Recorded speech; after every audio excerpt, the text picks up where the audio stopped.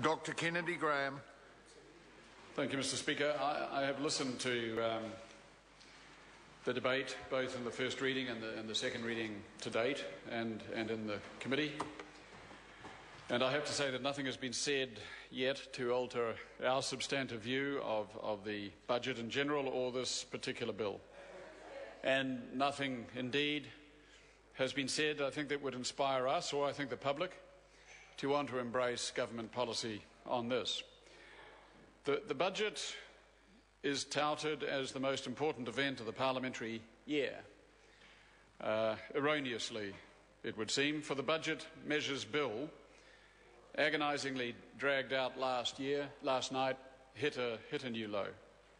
After the leaders' speeches, we descended, not for the first time, into the theatre of the absurd, a robust exchange between entrenched positions, to quote the Minister Peter Dunn. If we can drag out this bill, whose virtually only aspect of interest is the pecuniary interest of paperboys, for 5 hours, as we are doing, when the importance of the general issue of the global ecology and the global economy and New Zealand's destiny within that is ignored, then pity the poor citizens of this realm. They are worth more than this. In this exchange last night, what did we learn? We heard Labour call national members of Parliament clowns. We heard, whatever the accuracy might be, it is out of order.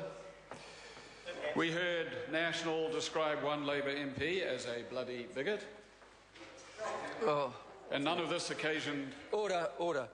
Look, what member said it. You can't get around parliamentary speakers' rulings or standing orders by using unparliamentary language by quoting someone. Thank you, Mr. Speaker, and I apologise for dragging the House down to such a low level.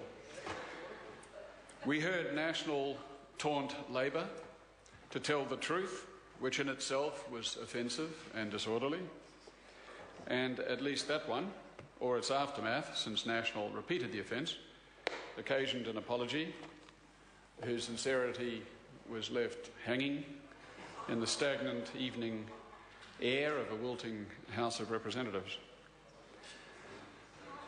The House last night was populated by a back row of bored minds and vacuous stares, with a continuous muffled uproar between the two trenches, punctuated by occasional outbursts of derision. And that was just National.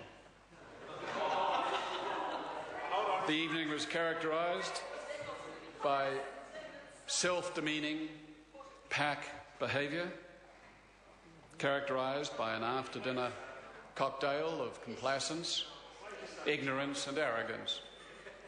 And that was just National. And we wonder why politicians are ranked so low in public esteem. The theatre of the absurd was marked by a series of ineluctable, predictable voting, 64 to 57, not exactly a ringing endorsement of government policy. Mr. Speaker, there is a distinction in this House between the main parties and the other parties, between FPP and MMP. It is as if there are two houses in one. First past the post and mixed member proportional representation. It is not only the Green Party that seeks to constructively critique government policy and offer an alternative budget. All parties on the crossbenches aspire to be constructive. Green, New Zealand First, Mana. Yet those speeches were dismissed as excessively earnest or naive. Earnestness in the House of Representatives would be superior to the self-demeaning. Members of this legislature are enjoined and paid a decent salary to respect the dignity of the institution. The people who vote us in expect us to live up to that. Last night, we mostly let them down.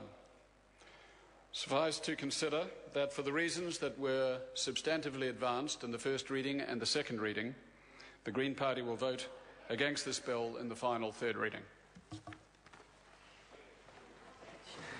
I call the